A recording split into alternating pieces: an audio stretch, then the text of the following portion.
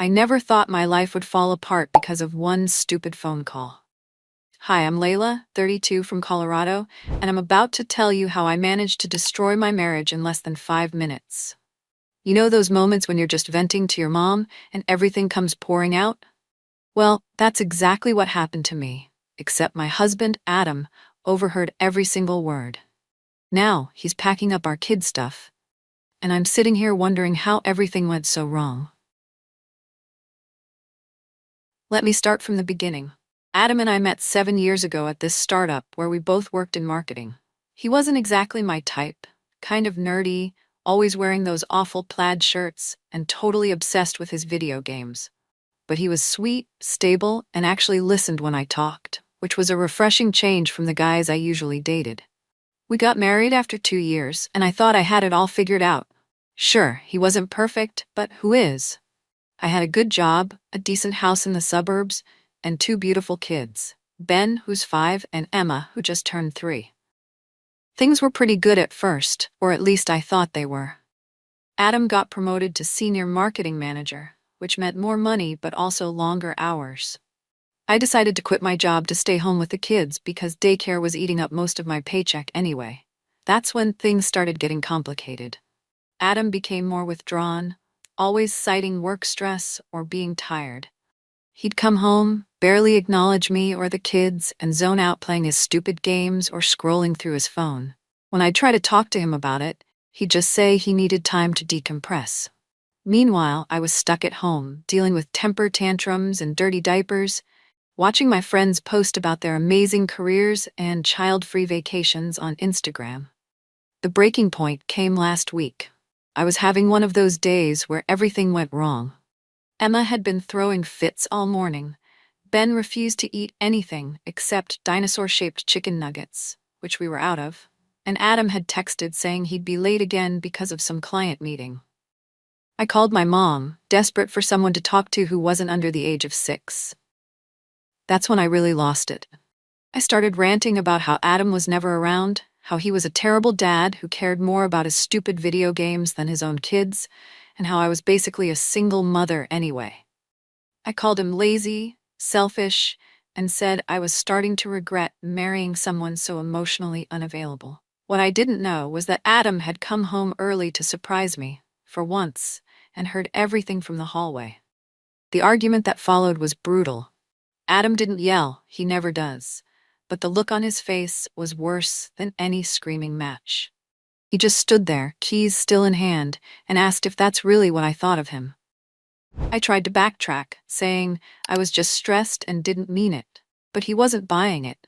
He reminded me how he works 60-hour weeks to support our family, how he gave up his dream of starting his own company so we could have a stable income, and how he's been saving every extra penny so Ben can go to that fancy private school I wanted. Then he dropped the bomb. He'd been working late because he was taking on freelance projects to save up for the family vacation to Disney World I'd been hinting about for months. He pulled out an envelope full of booking confirmations and threw it on the kitchen counter. Adam spent that night in the guest room, and the next morning he was different.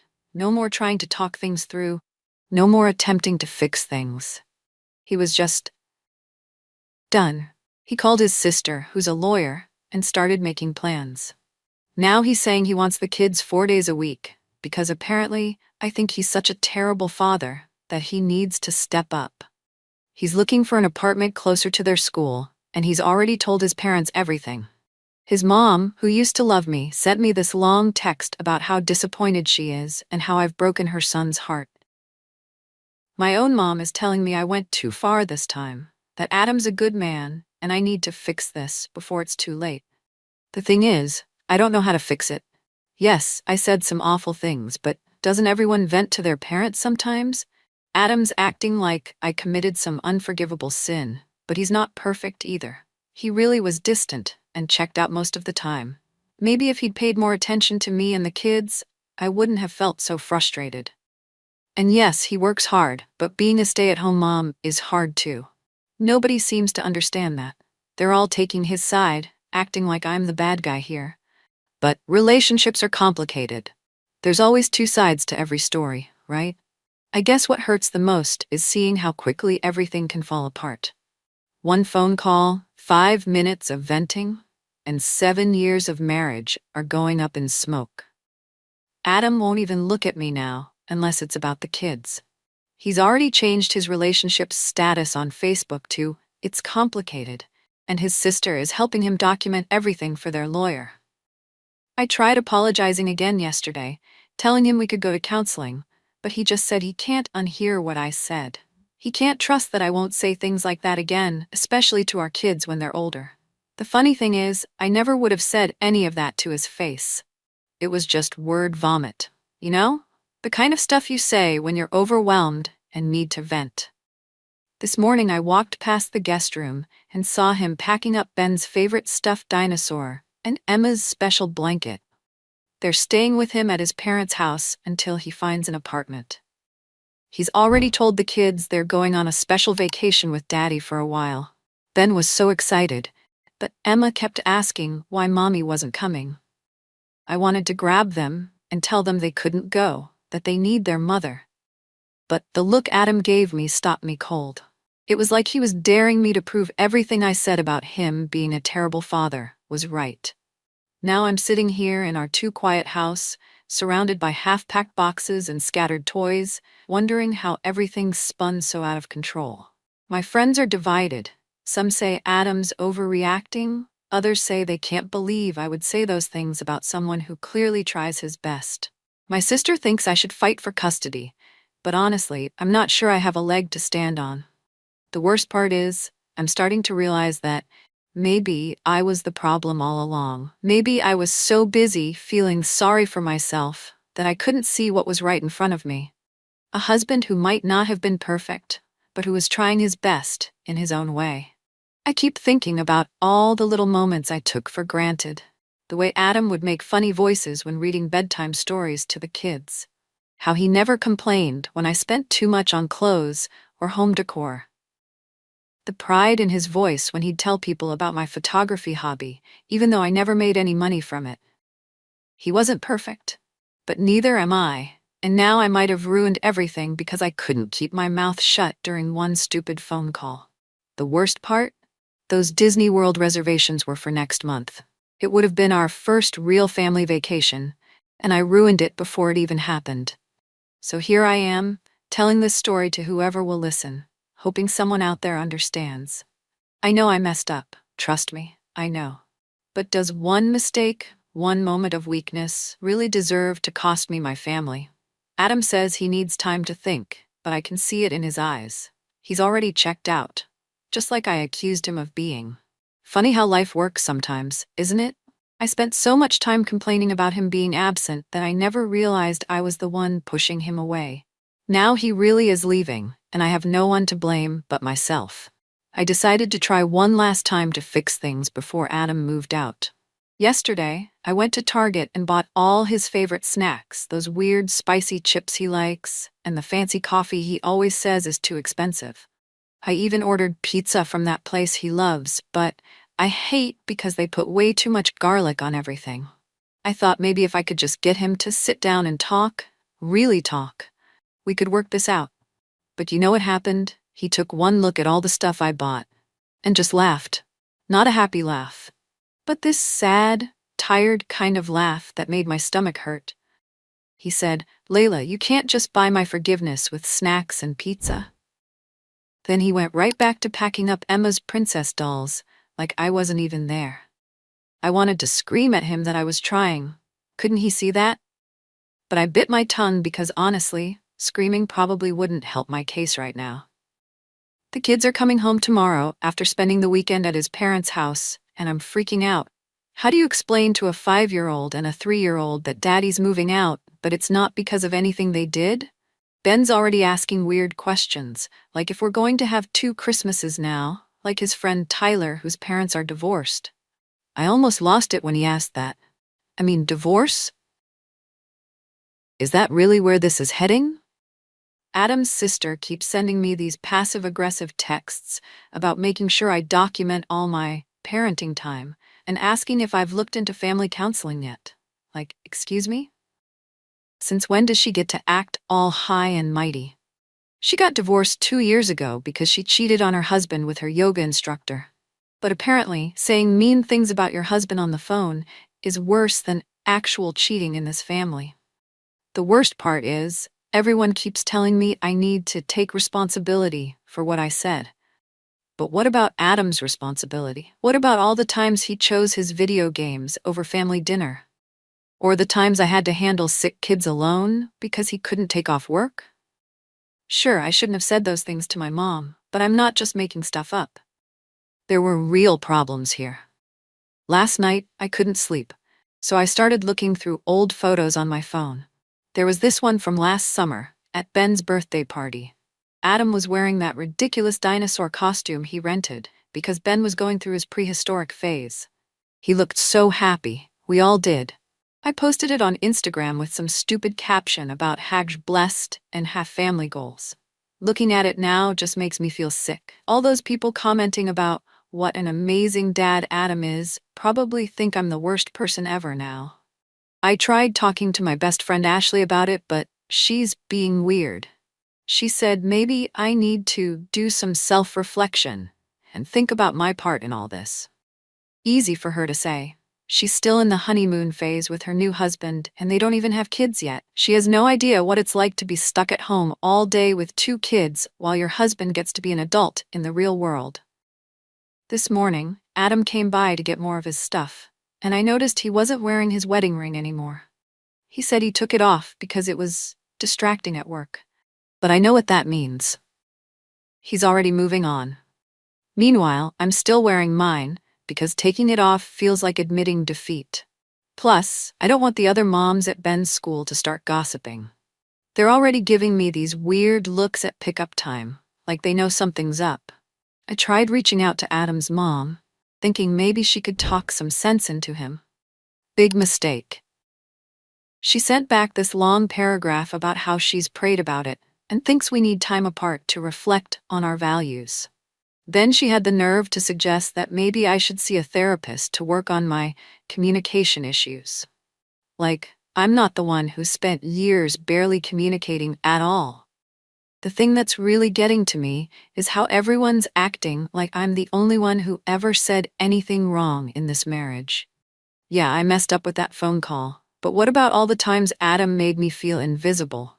All the times he'd rather play his games than talk to me. All the family dinners he missed? But no one wants to talk about that. It's all, poor Adam, and how could you say those things, Layla? I guess I should be grateful he's not trying to take the kids away completely. His lawyer sister suggested a 50-50 custody split, which sounds awful, but could be worse. Still, the thought of only seeing my babies half the time makes me want to throw up. Emma still cries for me at bedtime, even when she's just at her grandparents' house. How is she going to handle staying at Adam's new apartment? The really scary part? I'm starting to wonder if maybe, just maybe, everyone else is right. Maybe I did take Adam for granted. Maybe I was so busy being angry about what he wasn't doing that I didn't see what he was doing. But admitting that feels like letting everyone win, you know? Like saying they were right to take his side all along. Adam's coming over tomorrow to talk about schedules and custody and all that fun stuff. His sister's coming too, probably to make sure I don't say anything else they can use against me.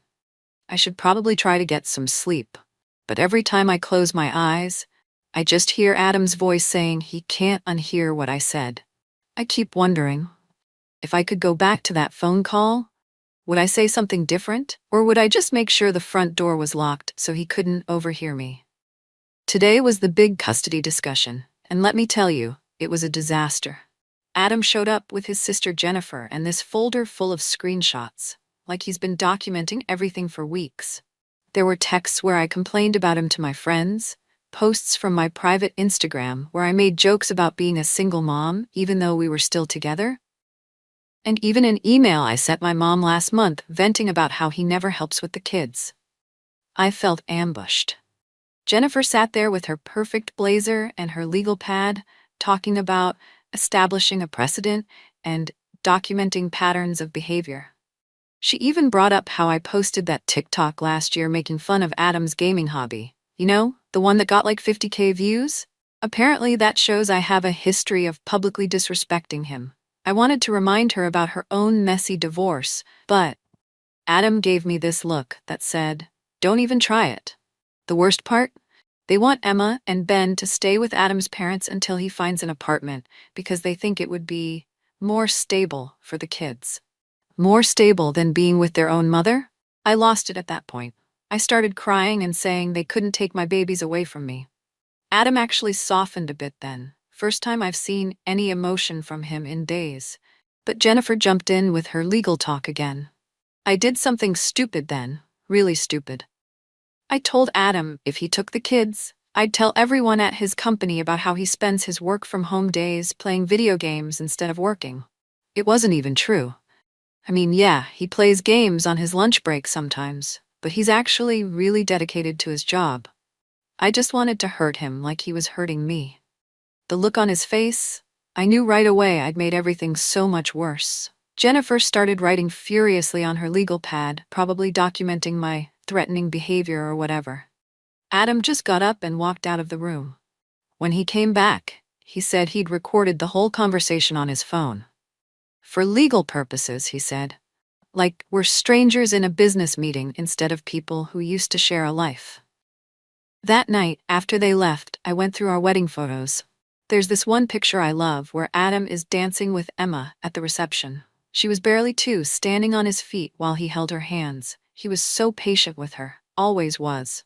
He still is.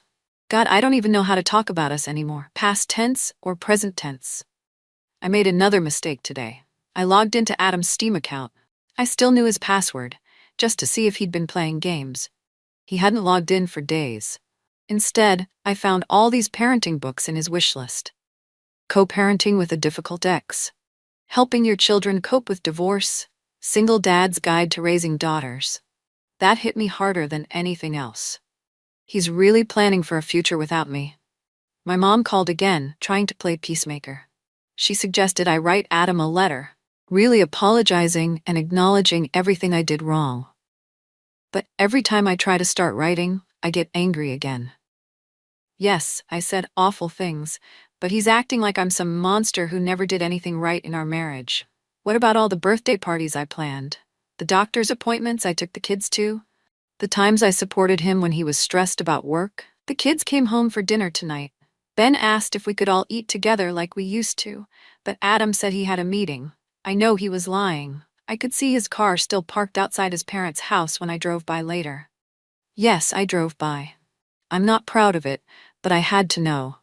Emma cried when he dropped them off, clinging to his leg and asking why he couldn't stay. I had to watch him peel her off and walk away while she screamed for him. Do you know what that feels like? I finally broke down and called a therapist.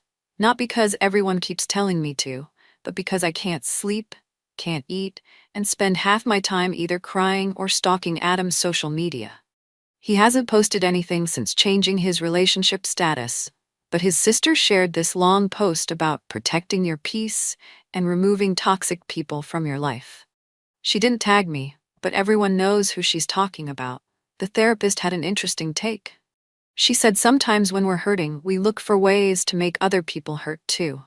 She asked me if I really meant what I said about Adam being a terrible dad, or if I was just trying to hurt someone because I was feeling hurt myself. I hung up on her. Paid for the whole hour though, so I guess she wins either way. Remember that therapist I hung up on? Well, I went back. Not because I think I need therapy, but because Adam's lawyer said it would look good for the custody arrangement.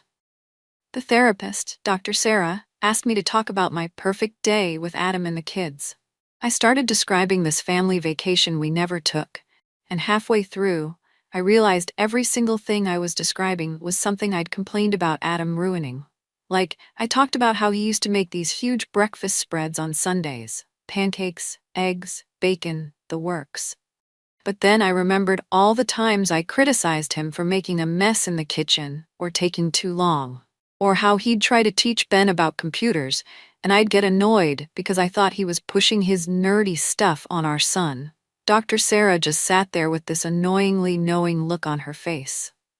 Things got worse at pickup yesterday. Adam brought the kids back from their weekend with him, and Ben was wearing this new Pokemon t-shirt. I made some snippy comment about Adam trying to buy the kids love. Ben started crying, saying he picked it out himself because he and Daddy had been watching Pokemon together. Apparently, that's their new thing. Watching Pokemon and playing those card games Adam used to collect. I used to make fun of him for keeping all those cards in the garage. Now Ben's talking about nothing else. Emma's different too. She used to be such a mama's girl. But now she keeps asking when she gets to go back to Daddy's house. I found out he's been doing tea parties with her and her dolls. Adam, the guy who couldn't sit still through a single episode of Peppa Pig with me, is now having tea parties. He even bought tiny cookies and everything. I saw the pictures on his sister's Instagram. Yeah, I still check it even though I probably shouldn't. The apartment hunt is going well for him, apparently. His sister let it slip that he found a 3-bedroom place close to the kids' school. 3 bedrooms. That means he's planning for the kids to have their own rooms there. This isn't just some temporary separation. He's building a whole new life without me. He even joined some Single Dads of Colorado Facebook group. I know because he forgot to change his privacy settings, and now I get to see every time someone welcomes him to the group or comments on his posts. I tried dating apps last week, just to see what's out there, you know? But every guy I matched with seemed boring compared to Adam. One guy spent our whole coffee date talking about his crypto investments. Another one couldn't understand why I couldn't just get a sitter and stay out late on a Tuesday. I kept thinking about how Adam would have something sarcastic to say about both of them. He always could make me laugh, even when I was mad at him. The kids, teachers called a meeting to discuss the changing home situation. They said Ben's been acting out in class, and Emma's started having accidents again, even though she's been potty trained for months. The school counselor suggested we all meet together, me, Adam, and both kids, to show them we can still co-parent effectively. Adam agreed right away, making me look like the bad guy when I hesitated. But how am I supposed to sit there and pretend everything's fine when he's literally building a new life without us? I found his old gaming headset while packing up more of his stuff. I remember buying it for his birthday last year, complaining about how expensive it was. But you know what? I also remember how his face lit up when he opened it. He tried to explain all the features to me, and I just rolled my eyes and said something about how he'd probably use it more than he used his wedding ring. Why did I always have to make comments like that? He was just excited about a gift. Dr. Sarah says I have a habit of preventive rejection, pushing people away before they can reject me. She thinks that's what I was doing with that phone call to my mom.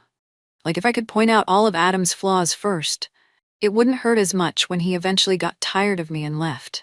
The thing is, he wasn't leaving. He was just being Adam. Maybe that was the problem. I wanted him to be someone else, and instead of telling him that, I just kept score of all the ways he wasn't measuring up. Last night, I found Ben sleeping with Adam's old college sweatshirt.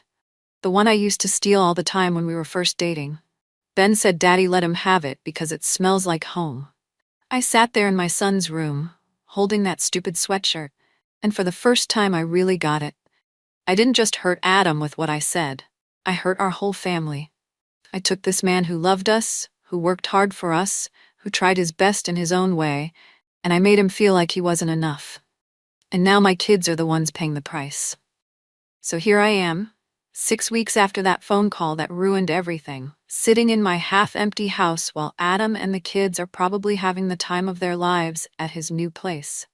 He moved in last weekend.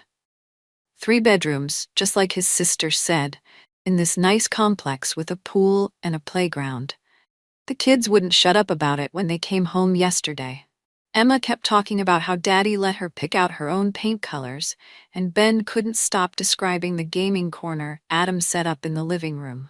I did something really stupid yesterday, like monumentally stupid. I drove to his new place, just to see it, I told myself. I parked across the street and watched them playing in the courtyard. Adam was teaching Ben how to ride his bike without training wheels, something I'd been nagging him to do for months. Emma was right there too, cheering her brother on with her little pom-poms from her dance class.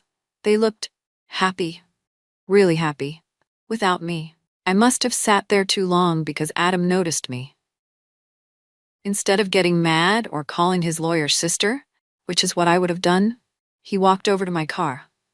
I thought he was going to yell at me for stalking them or something, but he just asked if I wanted to come up and see the place. Said the kids would probably love to show me their rooms. I couldn't do it. I made up some excuse about being late for an appointment and drove away. I cried the whole way home. Doctor Sarah says I'm making progress because I can admit that maybe, just maybe, I was wrong about Adam being a terrible dad. But what good does that do me now? He's already gone. He's already building this whole new life where he gets to be super dad, while I'm stuck being the bitter ex-wife who messed everything up.